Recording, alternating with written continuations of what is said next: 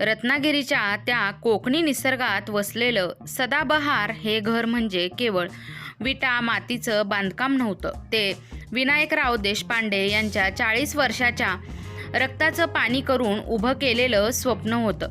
घराच्या सभोवताली असलेल्या हापूसच्या बागा, अंगणातलं प्राजक्ताचं झाड आणि लांबवर पसरलेली हिरवळ पाहून कोणाचंही मन प्रसन्न व्हायचं.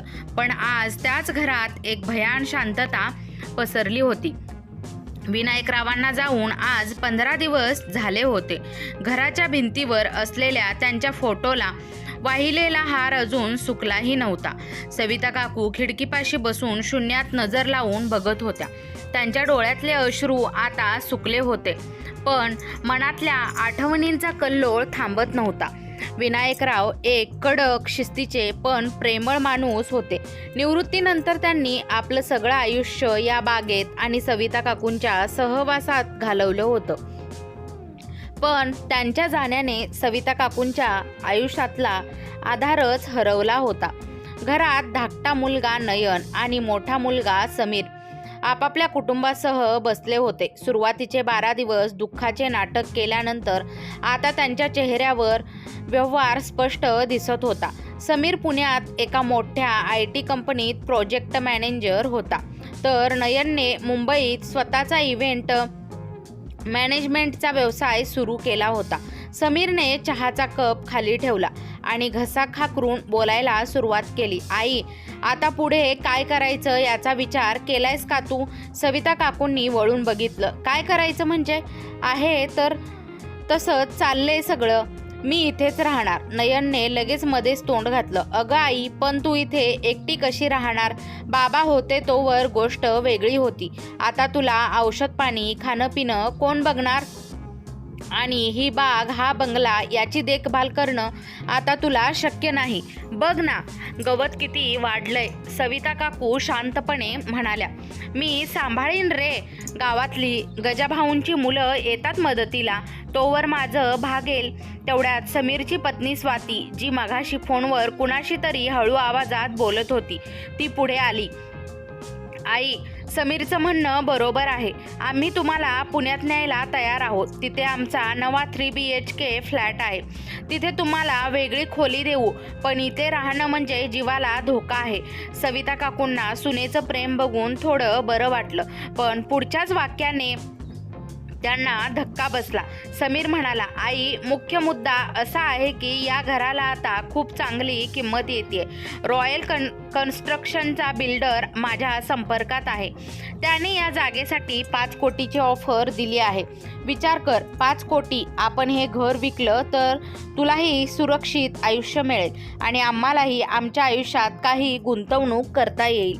5 कोटी हा आकडा ऐकता सविता काकूंच्या काळजात धस्स झालं. ज्या घरात त्यांनी मुलांची बाळंतपणं काढली, जिथे प्रत्येक कोपऱ्यात विनायकरावांचा स्पर्श होता, ते घर विकायचा विचार ही मुलं इतक्या सहजपणे करत होती.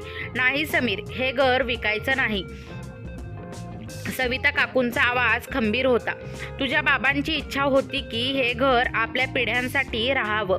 ही वास्तू म्हणजे केवळ जमीन नाही, आमचं आयुष्य आहे. नयन चिडून उठला.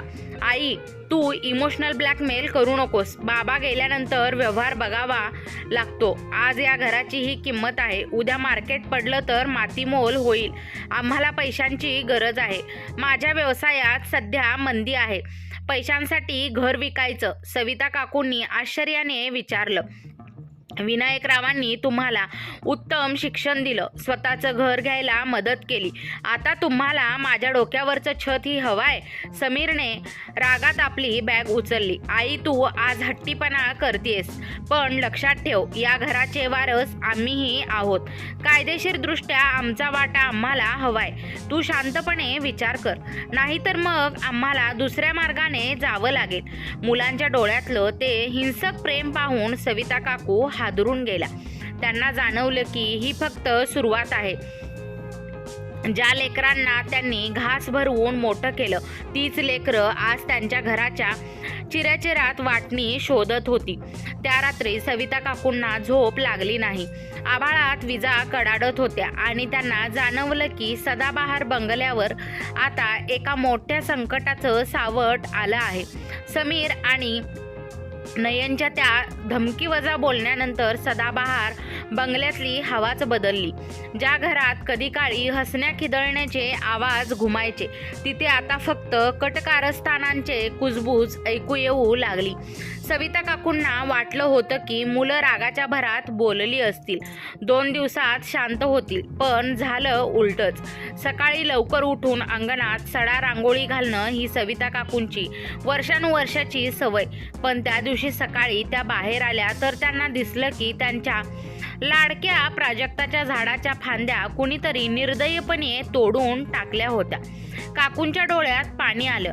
नयन तिथेच उभा राहून दात घासत होता. काय रे नयन, हे झाड का तोडलंय? त्यांनी हुंदका आवरत विचारलं. नयनने थुंकून आरामात उत्तर दिलं, आई, बिल्डरचे लोक आले होते सर्वे करायला. त्यांना अडथळा येत होता. तसंही हे घर विकल्यावर ही सगळी झाडं कापलीच जाणार आहेत. मग आतापासूनच सवय करून घे. काकू सुन्न होऊन पायरीवरच बसल्या. त्यांना जाणवलं की ही मुलं आता फक्त संपत्ती बघतायत. त्यांना आपल्या भावनांची काहीच किंमत उरलेली नाही. दुसऱ्या दिवसापासून मुलांनी आणि सुनांनी आपला खरा चेहरा दाखवायला सुरुवात केली. घरातला स्वयंपाक आता फक्त मुलांच्या आणि त्यांच्या मुलांच्या पसंतीचाच होऊ लागला. सविता काकू मधुमेही होत्या. त्यांना वेळेवर जेवण आणि कमी तिखट मीठ लागायचं, पण मुद्दामहून जेवणात बदल केले गेले. आई, आता तुला वेगळं करून वाढायला आम्हाला वेळ नाही. जे आहे तेच खावं लागेल, समीरची पत्नी स्वाती फणकाऱ्याने म्हणाली. इतकंच नाही तर एके दिवशी दुपारच्या वेळी विहिरीवरचा पंप बंद करून ठेवला. आई, पाण्याचं बिल खूप येतंय. तुला हवं असेल तर बादलीने पाणी भरून घे, असं नयनने ऐकवलं. ज्या आईने या मुलांना हातावरती खेळवलं, त्यांना आज तीच आई एक ओझं वाटू लागली होती. रात्रीच्या वेळी सविता काकू आपल्या खोलीत एकट्याच रडत असायच्या. समोर विनायकरावांचा फोटो असायचा. त्या फोटोकडे बघून त्या म्हणायच्या, अहो बघा ना, आपली मुलं काय करतायत. तुम्ही असताना तर ही कधी असं वागली नव्हती. पैशाने माणसाला इतकं कसं आंधळं केलं. एके दिवशी समीरने एक वकील घरी आणला. हे बघ आई, हे काही कागदपत्र आहेत. यावर तुझी सही हवी आहे. आम्ही ठरवलंय की या घराचा व्यवहार पुढच्या महिन्यात पूर्ण करायचा. तू सही केलीस की तुला तुझे पैसे मिळतील आणि आम्ही आमचे घेऊ. काकूंनी कागद बघितले. त्यावर स्पष्ट लिहिलं होतं की त्या स्वइच्छेने घर विकत आहेत आणि त्यांचा या संपत्तीवर आता कोणताही हक्क उरणार नाही. मी सही करणार नाही. समीर, हे घर तुमचं नाही, हे माझ्या नावावर आहे, काकू खंबीरपणे म्हणाल्या. त्यावर समीरचा संयम सुटला. त्याने आईचा हात जोरात पकडला आणि ओरडला, म्हातारे, नीट सांगतोय ते ऐक. जर सही केली नाहीस तर या घरात तुला पाणी सुद्धा मिळणार नाही. आम्ही उद्याच निघून जाऊ आणि जाताना घराला टाळा लावून जाऊ. मग बघू तू कशी राहतेस या जंगलात एकटीच. मुलांच्या या वागण्याने सविता काकू पूर्णपणे खचल्या. त्यांना वाटलं आता सगळं संपलं. रात्री त्या विनायकरावांच्या जुन्या कपाटापाशी गेल्या. त्यांना त्यांच्या वस्तूची आठवण येत होती. कपाटात विनायकरावांचे जुने कपडे, काही डायऱ्या आणि त्यांची चष्म्याची पेटी होती. त्यांनी एक जुना कोट बाहेर काढला. त्याला विनायकरावांचा तो ओळखीचा सुगंध येत होता. कोटच्या खिशात हात घातला असता त्यांना त्यात एक जुनं पिवळं पडलेलं आणि सीलबंद पाकिट सापडलं. त्यावर विनायकरावांच्या हस्ताक्षरात मोठ्या अक्षरात लिहिलं होतं, सविता, जेव्हा तुझ्या स्वतःच्या रक्ताची माणसं तुला परक करतील आणि तुला वाटेल की आता रस्ता संपलाय, तेव्हाच हे पत्र उघड. तुझाच विनायक. सविता काकूंचे हात थरथरू लागले. त्यांना खुद्द वाटलं असं वाटलं की खुद्द विनायकरावच त्यांच्या पाठीशी उभे राहिले आहेत. त्यांनी ते पत्र काळजाशी धरलं. बाहेर पाऊस जोरात सुरू झाला होता, पण काकूंच्या मनात आता भीतीची जागा एका वेगळ्याच आशेने घेतली होती. बाहेर पावसाचा जोर वाढला होता. कोकणातल्या त्या अंधाऱ्या रात्रीत विजांचा कडकडाट सदाबहार बंगल्याच्या खिडक्यांना हादरवून सोडत होता.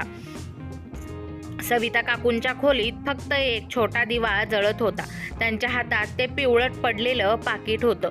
विनायकरावांच्या हस्ताक्षरातील ते शब्द वाचून त्यांच्या डोळ्यातून घळाघळा अश्रू वाहू लागले. अहो, तुम्हाला आधीच ठाऊक होतं का की आपलीच मुलं आपल्याशी असं वागतील? त्यांनी स्वतःशीच पुटपुटलं. थरथरत्या हातांनी त्यांनी पाकिट उघडलं. आत 2 कागद होते. एक पत्र होतं आणि एक कायदेशीर स्टॅम्प पेपर. विनायकरावांचे शब्द होते. सविता, हे पत्र तुला मिळतंय याचा अर्थ मी तुझ्यासोबत नाहीये आणि आपली मुलं तुला त्रास देत आहेत. मला माफ कर की तुला हे दिवस पाहावे लागत आहेत. समीर आणि नयन लहानपणापासूनच हट्टी होते, पण त्यांना पैशाचा इतका माज येईल असं मला वाटलं नव्हतं. जेव्हा त्यांनी शहरात फ्लॅट घेण्यासाठी माझ्याकडे हट्ट धरला होता, तेव्हाच मला त्यांच्या डोळ्यातली हाव दिसली होती. सविता, तू घाबरू नकोस. हे घर, ही जमीन आणि माझं सगळं काही मी तुला सुरक्षित करून दिलं आहे. या पत्रासोबत जो कागद आहे तो नीट वाच. मी माझ्या हयातीतच एक गुप्त मृत्यूपत्र, सिक्रेट विल तयार केलं होतं. त्याचप्रमाणे जोपर्यंत तू जिवंत आहेस तोपर्यंत या मालमत्तेचा 1 इंचही कोणाला विकता येणार नाही आणि जर मुलांनी तुला त्रास दिला तर त्यांना या घरातून बाहेर काढण्याचा पूर्ण अधिकार तुला असेल. एवढंच नाही, बागेतल्या त्या जुन्या वडाच्या झाडाखाली मी एक लहानशी लोखंडी पेटी गाडली आहे. त्यात काही असे पुरावे आहेत जे वाचून ही मुलं पुन्हा तुझ्यासमोर डोकं वर काढणार नाहीत. धीर धर ग, मी तुझ्या सोबतच आहे. पत्र वाचून सविता काकूंच्या अंगात 10 हत्तीचं बळ आलं. इतके दिवस रडणाऱ्या आईच्या डोळ्यात आता एक वेगळीच चमक होती. दुसऱ्या दिवशी सकाळी समीर आणि नयन हॉलमध्ये बसून घराच्या विक्रीचा प्लॅन करत होते. बिल्डरचा फोन आला होता. तो आज टोकन घेऊन येतोय. आईला कसंही करून सही करायला लावायचीच, समीर खालच्या आवाजात नयनला सांगत होता. सविता काकू शांतपणे बाहेर आल्या. त्यांच्या चेहऱ्यावर कालची भीती नव्हती. समीर, नयन, चहा हवाय का? त्यांनी विचारलं. चहा नको आई, आधी या कागदावर सही कर. आम्हाला आजच मुंबईला निघायचंय, नयनने करड्या स्वरात उत्तर दिलं. सविता काकू शांतपणे खुर्चीवर बसल्या आणि म्हणाल्या, मी सही करणार नाही. उलट तुम्ही दोघांनी तुमचं सामान बांधायला सुरुवात करा. तुम्हाला आजच हे घर सोडून जावं लागणार आहे. मुलांना वाटलं आईला वेड लागलंय. समीर हसून म्हणाला, काय म्हणतेस आई? हे घर आमच्या मालकीचं आहे. आम्ही तुला इथून बाहेर काढू शकतो, तू आम्हाला नाही. मालकी कोणाची आहे हे आता वकीलच ठरवतील, सविता काकूंनी ठामपणे सांगितलं. त्याच वेळी घराच्या गेटवर एक गाडी येऊन थांबली. विनायकरावांचे जुने मित्र आणि नामांकित वकील कुलकर्णी काका गाडीतून उतरले. त्यांच्या हातात काही फाईल्स होत्या. त्यांना बघताच मुलांचा चेहरा पांढरा पडला. समीर, नयन, काय चाललंय हे? कुलकर्णी काकांनी विचारलं. विनायकने मला आधीच सांगून ठेवलं होतं की जर त्यांच्या पश्चात तुम्ही आईला त्रास दिला तर मला हे पाऊल उचलावंच लागेल. वकिलांनी एक कागद टेबलावर ठेवला. हे पहा, विनायकरावांचं रजिस्टर मृत्यूपत्र. यात स्पष्ट लिहिलं आहे की जोपर्यंत सविता वहिनी जिवंत आहेत तोपर्यंत त्या या ट्रस्टच्या अध्यक्षा राहतील आणि त्यांनी जर मुलांच्या वर्तणुकीवर आक्षेप घेतला तर मुलांना वारसा हक्काने मिळणारी इतर कोणतीही रक्कम, पीएफ, ग्रॅज्युएटी मिळणार नाही. विनायकने आपली सगळी जमापुंजी सविता नावाच्या ट्रस्टमध्ये वळवली आहे. नयन ओरडला, हे शक्य नाही. बाबा असं करू शकत नाहीत. सविता काकू उभ्या राहिल्या आणि म्हणाल्या, बाबांनी हे केलंय कारण त्यांना माहीत होतं की त्यांची मुलं नालायक निघणार आहेत. आता ऐका, जर तुम्ही पुढच्या 1 तासात हे घर सोडलं नाही तर मी पोलिसात तक्रार करेन की तुम्ही माझा छळ करताय आणि मग तुम्हाला तुमच्या नोकऱ्या आणि प्रतिष्ठा दोन्ही गमवाव्या लागतील. मुलांना पहिल्यांदाच त्यांच्या आईचे हे रणरागिणी रूप पाहायला मिळालं. ज्या आईला ते कमकुवत समजत होते ती आज हिमालयासारखी उभी होती. वकिलांनी वाचून दाखवलेल्या मृत्यूपत्रामुळे समीर आणि नयनच्या पायाखालची वाळू सरकली होती, पण तरीही त्यांचा अहंकार आणि पैशाची हाव शमली नव्हती. समीर रागाने लालबुंद झाला होता. आई, हे सगळं खोटं आहे. बाबांनी हे नक्कीच कुणाच्या तरी दबावाखाली लिहिलं असेल. आम्ही कोर्टात जाऊ, बघू हे घर कसं विकता येत नाही ते.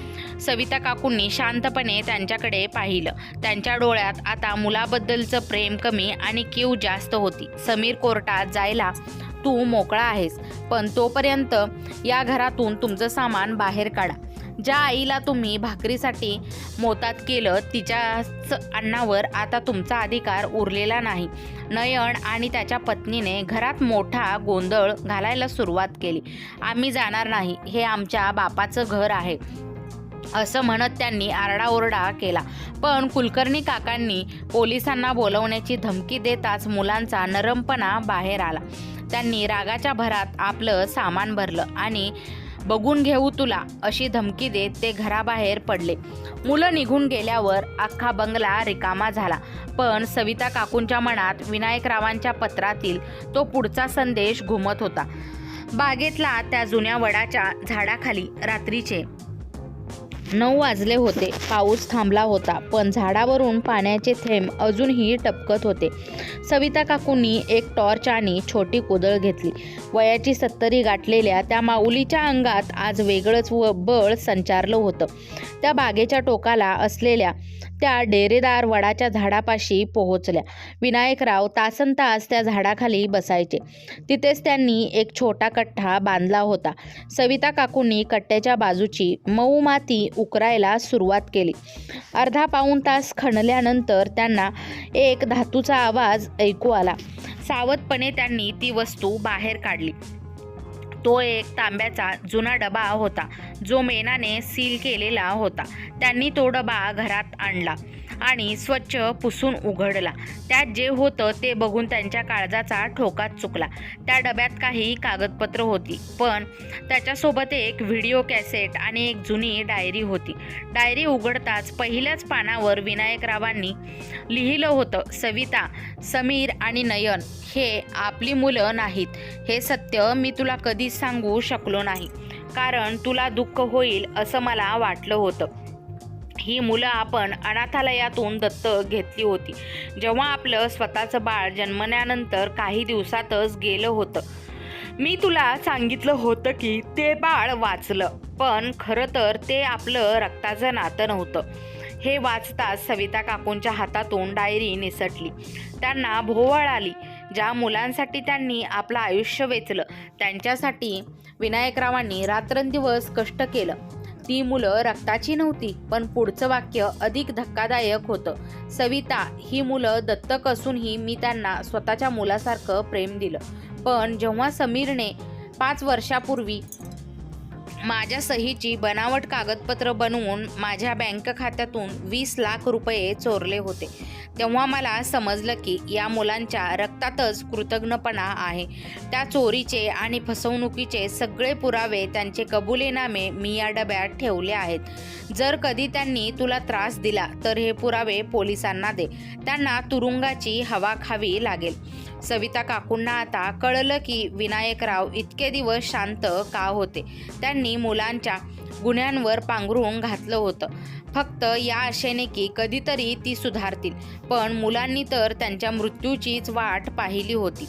काकूंनी ते सगळे पुरावे पाहिले. समीरने केलेली बँक फसवणूक आणि नयनने व्यवसायासाठी बाबांच्या नावावर घेतलेले बेकायदेशीर कर्ज, या सगळ्याचे कागद तिथे होते. आता सविता काकूंकडे 2 मार्ग होते. एक तर गप्प बसून मुलांवर दया दाखवणे किंवा त्यांना त्यांच्या कर्माची फळं देणे. त्यांनी डोळे पुसले आणि विनायकरावांच्या फोटोकडे बघून हात जोडले. अहो, तुम्ही खूप सोसलं, पण आता मी सोसणार नाही. या घराला सदाबहार ठेवण्यासाठी मला काही कठोर निर्णय घ्यावेच लागतील. दुसऱ्या दिवशी सकाळी समीर आणि नयन काही गुंड प्रवृत्तीच्या माणसांना घेऊन घर बळकावण्यासाठी परत आले. पण यावेळी गेटवर आई एकटीच नव्हती. तिथे पोलीस इन्स्पेक्टर आणि वकील उभे होते. सविता काकू बाहेर आल्या आणि त्यांनी तो तांब्याचा डबा मुलांच्या समोर टेबलावर आदळला. समीर, नयन, तुम्हाला वाटलं होतं ना की तुमच्या पापांचा कोणाला पत्ता नाही. आता हे कागद नीट वाचा आणि मला सांगा, मी पोलिसांना तक्रार करू की तुम्ही इथून कायमचे पाय काढताय? समीरने ते कागद पाहिले आणि त्याचा चेहरा पांढरा फटक पडला. त्याच्या स्वतःच्या हाताने लिहिलेला तो जुना कबुलीनामा समोर आला. आता खेळ पालटला होता. मुलांच्या डोळ्यात आता सत्तेची ऊब नव्हती, तर भीतीचा थरकाप होता. सदाबहार बंगल्याच्या गेटवर एक विचित्र शांतता पसरली होती. समीर आणि नयनने सोबत आणलेले ते गुंड प्रवृत्तीचे लोक पोलिसांना पाहून आणि आईचा तो करारी अवतार बघून दबले होते. समीरला वाटलं होतं की आईला घाबरवलं की ती सही करेल, पण समोर आईच्या हातात असलेले ते पिवळे पडलेले कागद त्याच्या आयुष्यातील सर्वात मोठी काळी बाजू होती. सविता काकूंनी एक पाऊल पुढे टाकलं. त्यांच्या आवाजात आता माया नव्हती, आज तर एक न्यायाधीशाचा कठोरपणा होता. कारण काय रे समीर, मगाशी तर खूप ओरडत होतास हे माझ्या बापाचं घर आहे म्हणून. आता बोल ना, या कागदावर तुझेच अंगठे आणि सह्या आहेत ना? 5 वर्षापूर्वी जेव्हा तू बाबांच्या PFच्या पैशावर डल्ला मारला होतास आणि पकडला गेल्यावर त्यांच्या पाया पडून रडला होतास, तो हाच कबुलीनामा ना? समीरचे ओठ थरथरू लागले. त्याची पत्नी स्वाती, जी आतापर्यंत आईला टोमणे मारत होती, तीही आता गप्प झाली. नयन मागे सरकू लागला, पण सविता काकूंनी त्यालाही सोडलं नाही. आणि नयन, तू तर बाबांच्या नावावर परस्पर बँकेकडून कर्ज घेतलंस आणि त्यांचे बनावट सहीचे चेक वापरलेस. बाबांनी तुला वाचवण्यासाठी स्वतःची सगळी सेव्हिंग्ज बँकेत भरली, जेणेकरून तुला तुरुंगात जावं लागू नये. तुला वाटलं बाबांना काहीच कळलं नाही. त्यांनी प्रत्येक गोष्टीची नोंद ठेवली होती.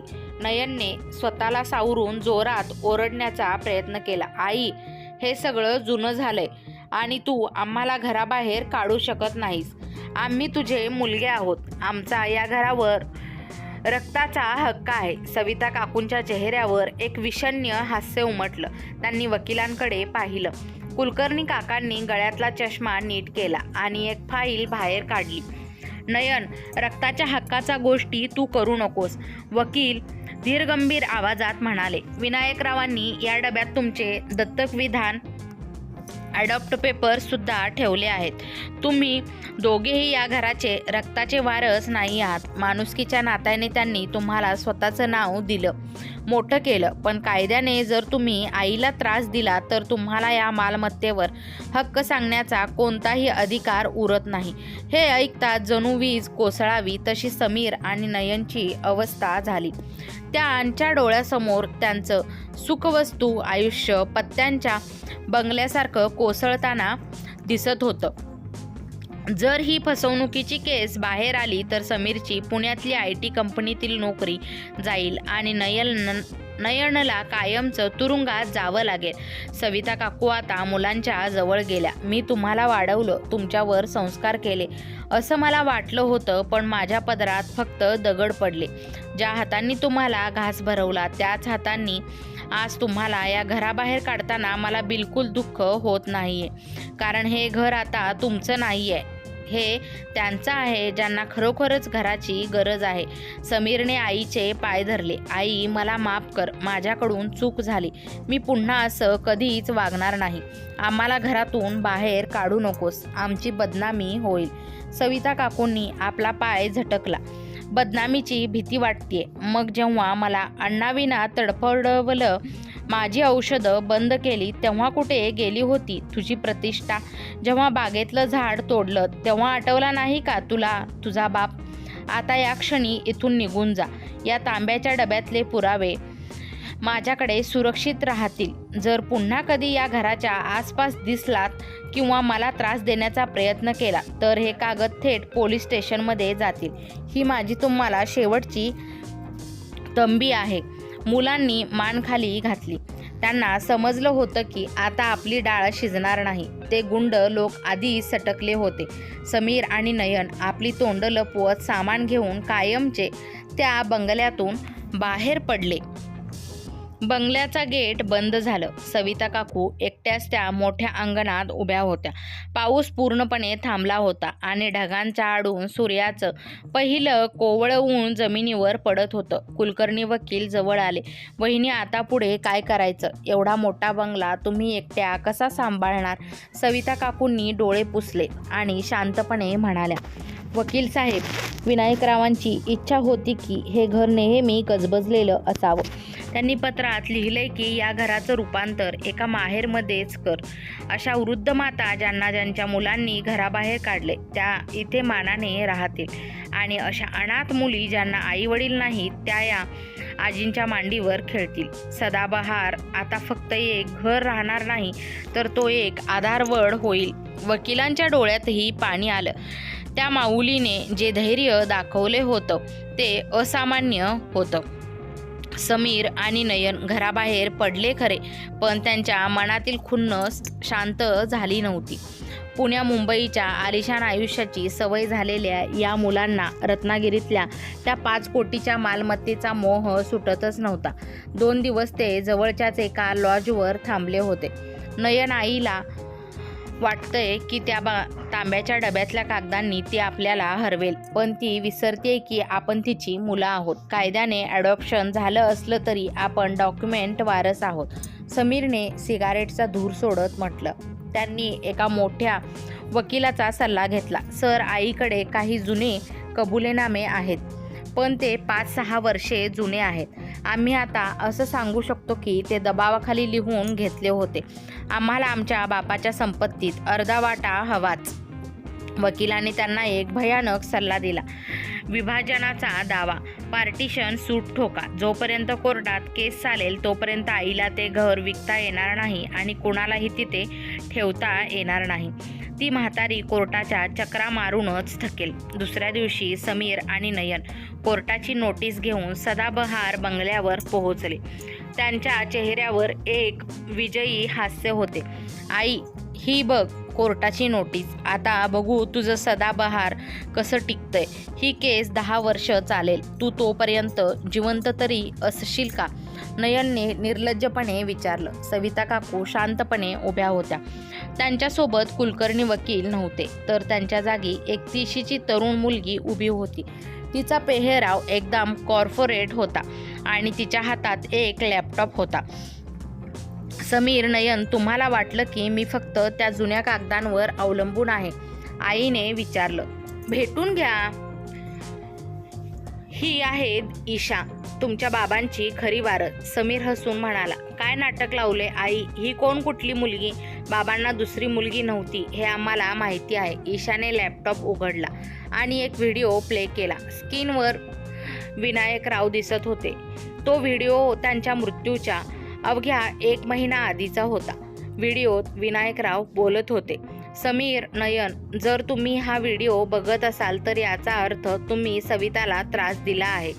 तुम्हाला वाटलं असेल की मी फक्त एक साधा शिक्षक होतो आणि माझ्याकडे फक्त हा बंगला आहे, पण तुम्हाला माहिती नाही की मी गेल्या 20 वर्षापासून गुपचूप एका सॉफ्टवेअर पेटंटवर काम करत होतो. माझ्या गणिताच्या सूत्रांचा वापर करून एका परदेशी कंपनीने अल्गोरिदम बनवला आहे. त्याचे रॉयल्टीचे कोट्यावधी रुपये दरवर्षी एका खात्यात जमा होतात. मुलांचे डोळे विस्फारले. कोट्यावधी रुपये? त्यांना याबद्दल काहीच माहीत नव्हतं. खरा ट्विस्ट, सदाबहार एक लॅबोरेटरी. ईशा पुढे आली आणि म्हणाली, मी विनायक सरांची मुख्य संशोधक सहाय्यक रिसर्च असिस्टंट आहे. सरांनी हे घर अनाथालयाला दिलेलं नाही. त्यांनी हे घर विनायक इन्स्टिट्यूट ऑफ मॅथेमॅटिकल रिसर्चला दान केलं आहे. आणि सर्वात महत्त्वाचं म्हणजे सरांनी त्यांच्या जिवंतपणीच हे सिद्ध केलं आहे की तुम्ही दोघांनी त्यांच्या संशोधनाची माहिती चोरून दुसऱ्या एका कंपनीला विकण्याचा प्रयत्न केला होता. समीरचा घाम सुटला. हे खरं होतं. 2 वर्षापूर्वी त्याने बाबांच्या लॅपटॉपमधून काही फाईल्स चोरल्या होत्या, पण त्याला त्याचं महत्त्व कळलं नव्हतं. त्या चोरीचा प्रयत्न हा सायबर क्राईमच्या अंतर्गत येतो. ईशाने कडक स्वरात सांगितले. सरांनी तुमच्याविरुद्ध आधीच FIR नोंदवून ठेवला होता, फक्त तो सस्पेंडेड ठेवला होता या आशेने की तुम्ही सुधाराल. पण आता तुम्ही कोर्टात केस ठोकली आहे तर आम्ही तो FIR ॲक्टिवेट करतोय. चोरी आणि फसवणुकीच्या केसमध्ये तुमची रवानगी थेट तुरुंगात होईल. आता सांगा, तुम्हाला कोर्टात केस लढवायची आहे की शांतपणे इथून काढता पाय घ्यायचा आहे? समीर आणि नयनच्या समोर आता 2 मार्ग होते. एक तर 5 कोटींच्या घरासाठी केस लढवायची आणि जन्मभर तुरुंगात सडायचं, किंवा आपली नोकरी आणि इज्जत वाचवून पळून जायचं. विनायकरावांनी आपल्या बुद्धिमत्तेने मुलांच्या प्रत्येक चालीवर आधीच चेकमेट लावून ठेवला होता. त्यांना जाणवलं की त्यांची आई एकटी नाही आहे, तर तिच्या मागे वडिलांचं ते प्रचंड डोकं आणि तंत्रज्ञानाची शक्ती उभी आहे. सविता काकूंनी शांतपणे विचारलं, काय ठरवलं? कोर्टात भेटूया की कायमचा निरोप घेऊया? समीरने हातातली नोटीस फाडून टाकली. आम्ही जातोय, पण लक्षात ठेवा, हे तुम्ही चांगलं नाही केलं. चांगलं वाईट हे कर्म ठरवतं मुला, आई म्हणाली. तुम्ही तुमचं कर्म केलं, मी माझं करतेय. मुले तिथून पळून गेली. जणू त्यांच्या मागे वाघ लागला असावा असं. मुलं गेल्यावर सविता काकू ईशाकडे वळल्या. ईशाने स्मित हास्य केलं. काकू, आता या घराचं काय करायचं? खरंच इथे रिसर्च सेंटर होणार का? सविता काकू म्हणाल्या, हो ईशा, पण त्याआधी मला त्या पत्रातल्या शेवटच्या ओळीचा अर्थ लावायचा आहे. विनायकने लिहिलं होतं की सविता, या घराच्या भिंती बोलतात. त्या नीट ऐक. मला अजूनही समजत नाहीये की या जुन्या भिंती काय बोलणार आहेत. ईशाने घराच्या एका जुन्या खांबावर पाहिलं. तिथे काही अजब खुणा होत्या. काकू, मला वाटतंय सरांनी या घरात आणखीन काहीतरी मौल्यवान लपवून ठेवलं आहे, जे कदाचित पैशापेक्षाही मोठं आहे. समीर आणि नयन कायमचे निघून गेले होते. ईशा जी विनायकरावांच्या संशोधनात मदत करत होती, तीही आता मुंबईला निघण्याच्या तयारीत होती. जाता जाता तिने सविता काकूंचा हात हातात घेतला आणि म्हणाली, काकू, सरांनी मला एकदा सांगितलं होतं की सविताला या घराच्या भिंतींमधून माझं हृदय ऐकू येईल. मला वाटलं ते विज्ञानाबद्दल बोलतायत, पण आता लक्षात येतंय की त्यांचं प्रेम या वास्तूत कुठेतरी जिवंत आहे. स्वतःची काळजी घ्या. ईशा गेल्यावर अख्खं सदाबहार घर पुन्हा एकदा शांत झालं. सविता काकू एकट्याच त्या मोठ्या हॉलमध्ये बसल्या होत्या. पावसाची रिपरिप पुन्हा सुरू झाली होती. घराच्या जुन्या लाकडी तुळ्यांतून आणि भिंतींच्या कोपऱ्यातून एक विशिष्ट प्रकारचा आवाज येत होता. जणू हे घर खरोखरच त्यांच्याशी संवाद साधत होतं. काकूंनी आठवलं, विनायकरावांनी पत्रात शेवटच्या ओळीत लिहिलं होतं, सविता, या घराच्या भिंती बोलतात. त्या नीट ऐक. त्या हळूहळू चालत विनायकरावांच्या अभ्यासिकेत स्टडी रूममध्ये गेल्या. तिथे एक भिंत होती जिथे विनायकरावांनी मुलांच्या लहानपणीच्या उंचीच्या खुणा केल्या होत्या. समीर 5 वर्ष, नयन 7 वर्ष. त्या खुणांकडे बघताना काकूंचे डोळे भरून आले. ज्या मुलांनी या भिंतीवर आपलं बालपण कोरलं, त्यांनीच आज या भिंती पाडण्याचा विचार केला होता. अचानक काकूंचं लक्ष त्या भिंतीच्या एका कोपऱ्याकडे गेलं, जिथे एक जुनं लाकडी कपाट भिंतीतच बसवलेलं होतं. त्या कपाटाच्या मागे काहीतरी पोकळ असल्याचा आवाज आला. त्यांनी ते कपाट बाजूला सरकवण्याचा प्रयत्न केला. वयाने थकलेल्या शरीरात आज पुन्हा एकदा विनायकरावांच्या प्रेमाने ताकद भरली होती. कपाट सरकताच मागे एक लहानसा गुप्त कप्पा लॉकर दिसला. तो उघडण्यासाठी कोणतीही चावी नव्हती, तर त्यावर एक कोडं होतं. तिथे विनायकरावांनी त्यांच्या लग्नाची तारीख आणि सविता काकूंच्या वाढदिवसाचे अंक एकत्र करून एक नंबर लॉक लावला होता. काकूंनी थरथरत्या बोटांनी तो नंबर फिरवला आणि खटक असा आवाज होऊन तो कप्पा उघडला. खरा ठेवा पैशांचा नाही तर प्रेमाचा. त्या कप्प्यात सोन्या चांदीचे दागिने नव्हते किंवा घराचे नवीन कागदपत्रेही नव्हती. तिथे होते शेकडो पत्र. सविता काकूंनी एक पत्र उचललं. ते त्यांच्याच हस्ताक्षरात होतं. विनायकराव नोकरीनिमित्त जेव्हा बाहेर असायचे तेव्हा काकू त्यांना जी पत्र लिहायची ती सगळी पत्र विनायकरावांनी गेल्या 40 वर्षापासून जपून ठेवली होती. प्रत्येक पत्रावर त्या दिवशीची तारीख आणि एक छोटी टीप विनायकरावांनी स्वतः लिहिली होती. एका पत्रावर लिहिलं होतं, आज सविताच्या पत्रातल्या अक्षरांचा गंध अजूनही तसाच आहे. हेच माझं खरं ऐश्वर. आणि त्या पत्रांच्या खाली एक लहानशी मखमली डबी होती. ती उघडताच काकूंच्या तोंडातून एक किंकाळीच बाहेर पडली. त्यात ती सोन्याची अंगठी होती जी सविता काकूंनी लग्नाच्या 25व्या वाढदिवसाला विनायकरावांना घेतली होती. पण आर्थिक अडचण आल्यावर काकूंनी ती विकली होती. पण असं त्यांना वाटलं होतं.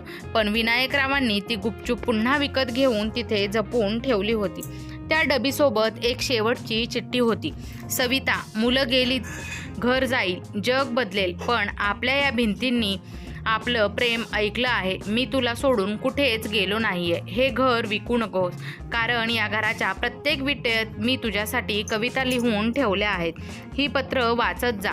तुला मी तुझ्या शेजारीच असल्याचा भास होईल. मुलांनी तुला सोडलं, पण मी तुला कधीच सोडणार नाही. आईचं विश्वरूप आणि नवीन संकल्प. सविता काकू ती पत्र काळजाशी धरून तिथेच बसून राहिल्या. त्यांना आता समजलं होतं की विनायकरावांनी भिंती बोलतात असं का म्हटलं होतं. त्या भिंतीत त्यांचं आयुष्य दडलं होतं. त्याचवेळी बाहेरून काही लोक आले. ते गावातील तरुण मुलं मुली होती ज्यांना विनायकरावांनी कधी काळी विनामूल्य शिकवलं होतं. काकू, आम्हाला कळलं की समीरदादा आणि नयनदादांनी तुम्हाला खूप त्रास दिला, पण तुम्ही काळजी करू नका. आम्ही ठरवले की या सदाबहार बंगल्याचं नाव आता विनायक सविता स्मृती केंद्र ठेवायचं आणि इथे गावातल्या मुलांसाठी वाचनालय आणि संगीताचे क्लास सुरू करू. तुम्हाला कुठेही जायची गरज नाही. आम्ही सगळे तुमची मुलं बनून इथे राहू. सविता काकू बाहेर आल्या. त्यांच्या चेहऱ्यावर आता एक शांत समाधान होतं.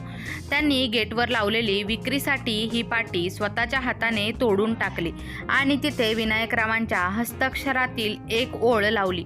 माणसं जोडणार घर, घर पण जपणारं नातं. काही दिवसानंतर समीर आणि नयन पुण्यात आपल्या फ्लॅटमध्ये बसून टीव्ही बघत होते.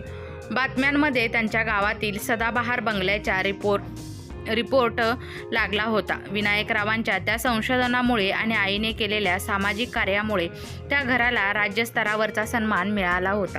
मुलांनी पाहिलं की त्यांची आई, जिला त्यांनी म्हातारी आणि हातबल समजून वाऱ्यावर सोडलं होतं, ती आज हजारो मुलांच्या वेड्यात हसत उभी होती.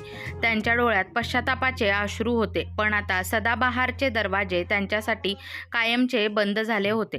आईने केवळ पत्रानं दिलेला आधार घेतला नव्हता, तर त्या पत्रातील प्रेमाच्या ताकदीने स्वतःचं एक नवीन जग निर्माण केलं होतं. मित्र आणि मैत्रिणींनो, तुम्हाला आजची कथा आवडली असल्यास चॅनलला लाईक, शेअर, सबस्क्राईब नक्की करा. कथा पूर्ण ऐकल्याबद्दल, वाचल्याबद्दल तुम्हा सर्वांचे मनपूर्वक धन्यवाद. जर कोणी चॅनलवर नवीन आला असेल तर अशाच दररोज नवनवीन कथा ऐकण्यासाठी, वाचण्यासाठी आत्ताच आपल्या चॅनलला सबस्क्राईब करा आणि ऑल नोटिफिकेशन नक्की दाबा. येणारा प्रत्येक व्हिडिओ तुम्हाला